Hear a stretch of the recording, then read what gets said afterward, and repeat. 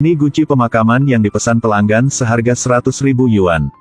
Tak disangka, keesokan harinya, pria bernama Ba yang baru bangun tidur dan melihat guci pemakaman itu dicat seperti ini oleh sang anak. Kamu lakukan apa? Mengapa aku percayamu? Sudah kubilang. Dia membuatku sial. Melukis di guci pemakaman? Apa yang kamu pikirkan? Katakanlah. 2 jam kemudian, guci itu harus dikremasi. Mereka mencoba segalanya untuk membersihkannya tetapi tetap tidak bisa membersihkannya. Melihat kerabat almarhum datang untuk menerima barang, tidak peduli betapa malunya dia, Ba tetap harus naik dan memberitahu mereka bahwa, "Kak, kita sama-sama punya putri." Melihat istrimu terisak-isak seperti ini, itu menyakitkan hati. Karena putriku ingin belasungkawa teman seumurannya, jadi lihatlah. Tolong lihat itu. Pihak kerabat melihat guci pemakaman dengan wajah bingung. Namun anehnya, keluarga tersebut tidak mengumpat seperti yang dibayangkan, sebaliknya mereka membungkuk kepada Ba.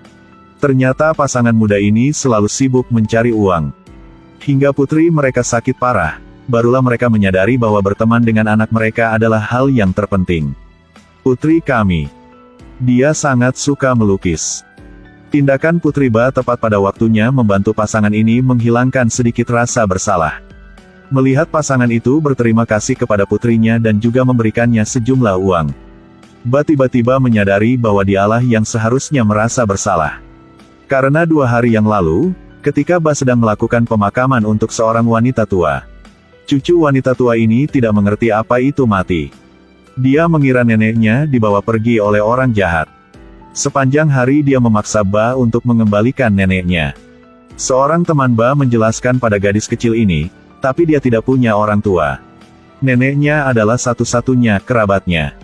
Sekarang jika Ba beritahunya bahwa neneknya sudah meninggal, meskipun dia mengerti, dia juga tidak mau menerima kenyataan. Ba tidak punya pilihan selain mengelabui dan membujuknya untuk menghiburnya. Ketika pamannya kembali dari Beijing, dia akan menjelaskan padanya.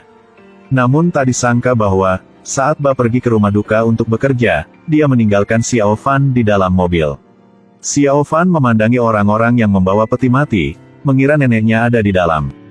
Jadi dia segera lari ke dalam untuk mencari neneknya. Akibatnya, Xiao Fan mengacaukan pemakaman orang lain, mengubah suasana menjadi kacau. Dan Ba juga didenda banyak uang untuk itu. Xiao Fan tahu dia melakukan kesalahan, tapi Ba tidak ingin mendengarkan penjelasannya. Sambil marah, dia menggunakan cara paling kejam untuk memberitahu Xiao Fan tentang kebenaran masalah tersebut. Apakah kamu melihat cerobong asap itu? Nenekmu terbakar menjadi abu. Berubah menjadi asap dan terbang ke langit dan menghilang. Kamu tidak akan pernah melihatnya lagi.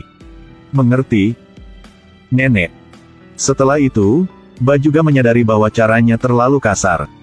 Jadi dia memberitahu Xiao Fan bahwa meskipun neneknya dibakar menjadi asap, dia tidak menghilang.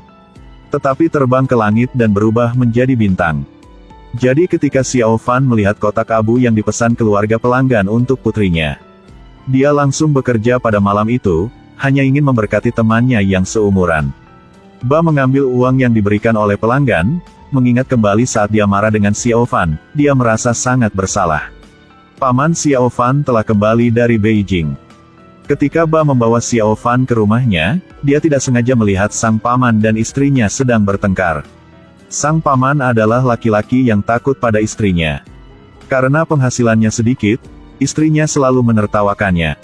Sekarang, begitu sang istri mendengar bahwa sang suami berencana untuk mengadopsi Xiao Fan, sang istri langsung memarahinya dengan kasar di depan Xiao Fan. Ba tentu saja marah, tapi dia hanya orang luar.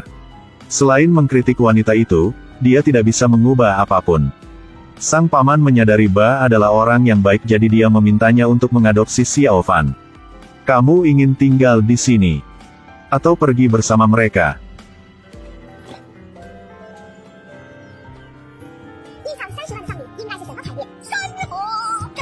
Apa istimewanya pemakaman senilai 30 juta? Gunung-gunung berguncang, bulan memudar. Yang mulia sudah mati. Nyalakan musik. Orang yang menyelenggarakan pemakaman ini adalah saudara bernama Mao San Muo ini. Pelanggan membayar 300.000 yuan, setidaknya dia harus mengantongi 289.000 yuan. Tapi dia bukan penipu, itu karena beberapa hari yang lalu seorang lelaki tua aneh bersikeras menghabiskan 300.000 yuan untuk mengatur pemakaman untuk dirinya sendiri.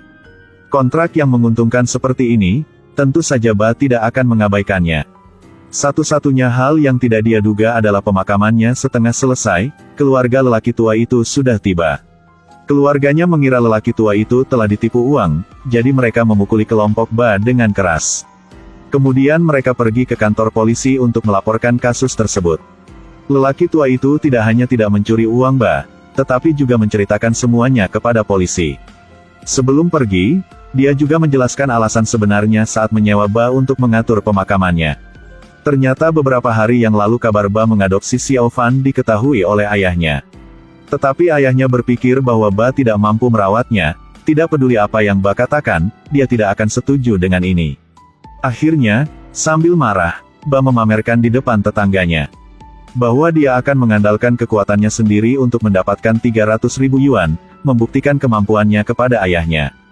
Tie Fan tidak ingin Ba mendapat masalah, jadi dia pergi ke satu-satunya pasangan dansa neneknya ketika dia masih hidup untuk meminta bantuan. Dialah orang yang menyewa Ba untuk mengatur pemakamannya. Lelaki tua itu berkata uang bukanlah hal yang baik. Sejak dia menerima pembayaran kompensasi, anak-anaknya yang jarang dia lihat tiba-tiba kembali dan sangat berbakti kepadanya. Sebelum dia menerima kompensasi, nenek Xiao Fan adalah satu-satunya teman yang mendengarnya berbicara. Dia tahu sang nenek paling mengkhawatirkan Xiao Fan. Ketika mendengar Xiao Fan mengatakan bahwa masa depan mungkin dia akan tinggal di rumah Ba, dia memutuskan gunakan kompensasi itu untuk pemakamannya.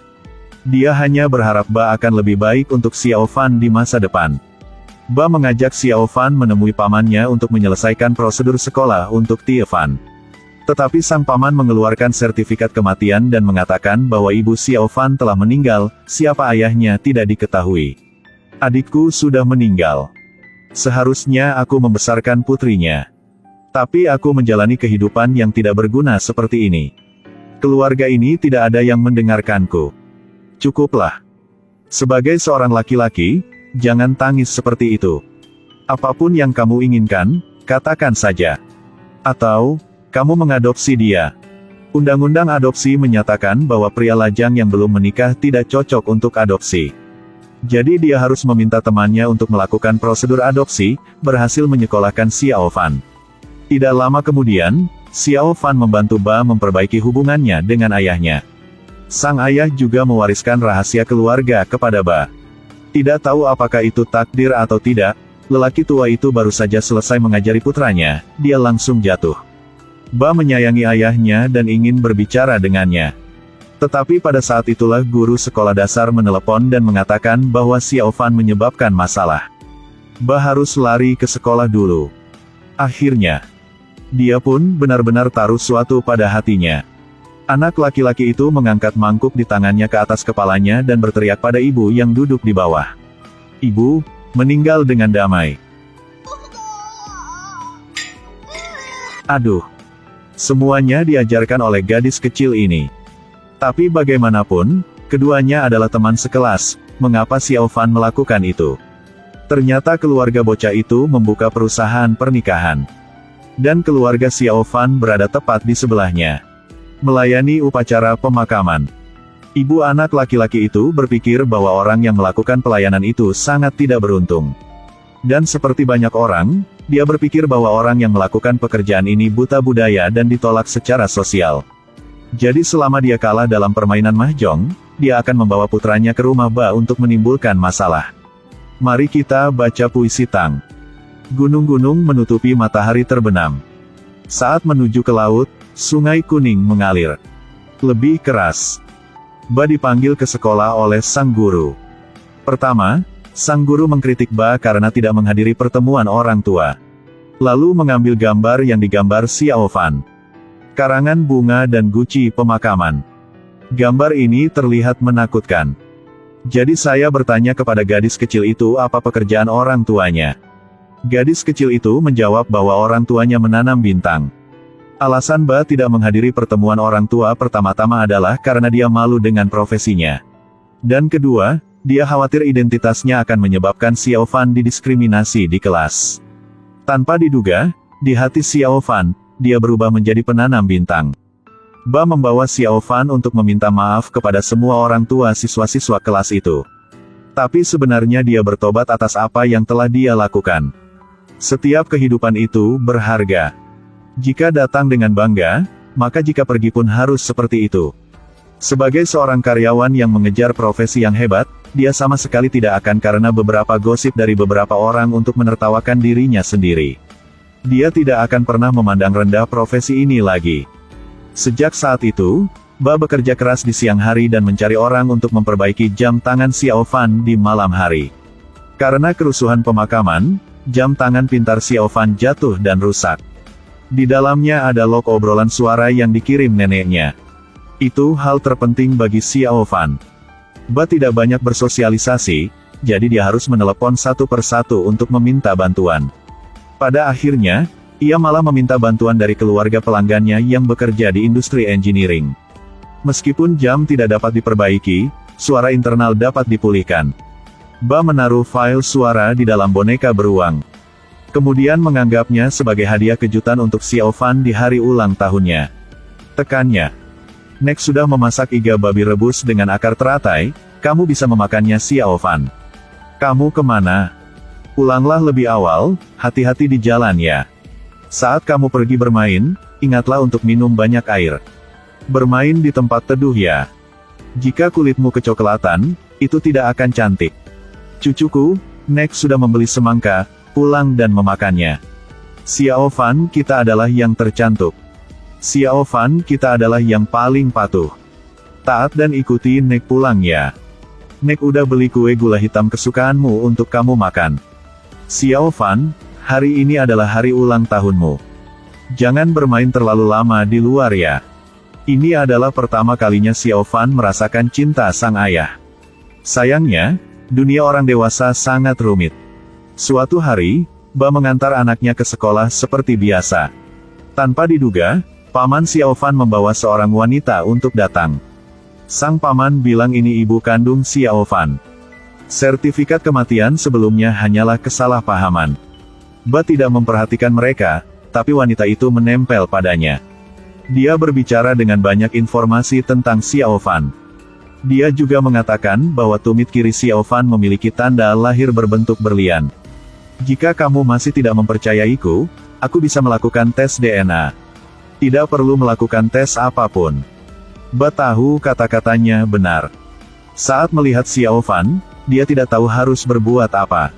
Yang paling penting adalah dia tetap berdiri di depan rumahnya selama beberapa hari terus-menerus.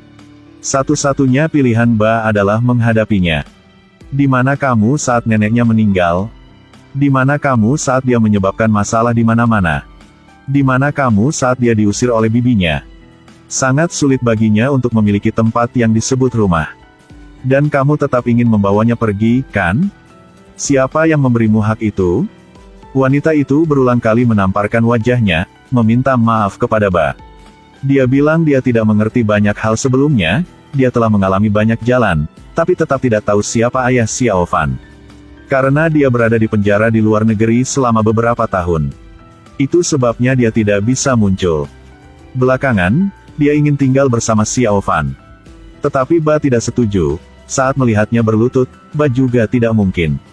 Pada akhirnya, wanita itu memberinya waktu 3 hari untuk memikirkannya. Waktu ini, Ba masih menghadiri pertemuan orang tua untuk Xiao Fan seperti biasa. Mengurus makanan dan pakaian Xiao Fan. Melihat Xiao Fan tidur nyenyak, Ba tidak tahu harus berbuat apa. Haruskah dia memenuhi keinginan sang ibu atau mengikuti kata hatinya? Dia benar-benar tidak tahu harus berbuat apa. Saat waktunya tiba, Ba segera membawa Xiao Fan ke mobil. Kemudian dia beritahu ibu Xiao Fan tentang rutinitas hariannya. Tapi kebetulan sekali, sebelum mobilnya berangkat Xiao Fan sudah bangun. Siapa Anda? Nak, aku ibumu. Melihat kepanikan Xiao Fan, Ba dengan cepat menghiburnya dan menyuruh sopir berangkat. Xiao Fan menangis di dalam mobil. Ba melihat mobil itu pergi, tangisan Xiao Fan merobek hatinya. Saat ini dia menyadari dia tidak bisa meninggalkan Xiao Fan. Tapi pilihan sudah dibuat. Perhatian terakhir yang dia berikan kepada Xiao Fan adalah mengabaikan segalanya dan mengejar mobilnya. Dia melakukannya agar Xiao Fan mengerti bahwa bukan karena dia ingin meninggalkannya, hanya karena di dunia orang dewasa, ada banyak hal yang tidak mungkin. Keesokan harinya, Ba berbaring di tempat tidur dan mendengarkan keluhan temannya. Dia ingin kembali menjadi Ba yang tidak bermoral seperti sebelumnya. Apapun yang terjadi, selalu menertawakannya. Namun panggilan telepon kakaknya membuat Ba benar-benar runtuh. Kakak perempuannya mengatakan ayahnya meninggal. Ba sendiri menyiapkan pakaian untuk ayahnya.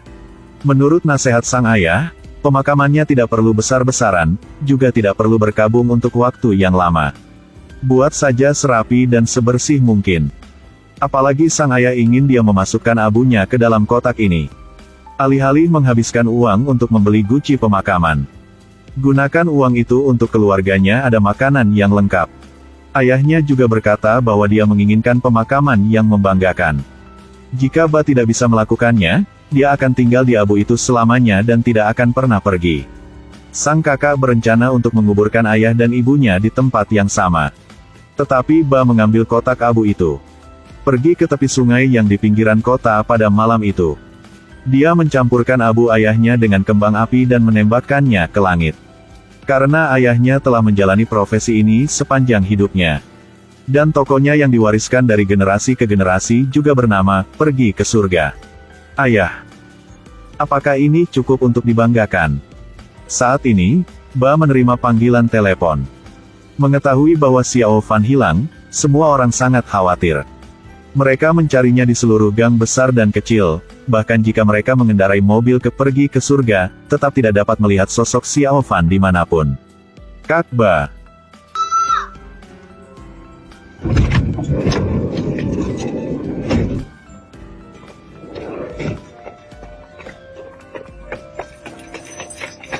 Kemana kamu pergi? Ayah bertanya padamu kemana kamu pergi. Kenapa kamu berkeliaran di malam hari seperti ini? Bagaimana jika kamu diculik oleh orang jahat? Bagaimana jika kamu tersesat? Rumah saya berada di Pergi ke Surga, No.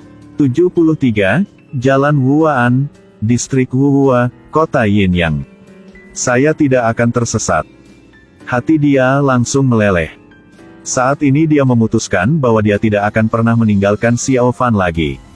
Beberapa hari kemudian, ibu Xiao Fan datang. Dan memberikan semua barang bawaan Xiao Fan kepada Ba. Hei, inginkah kamu melakukan pekerjaan kami?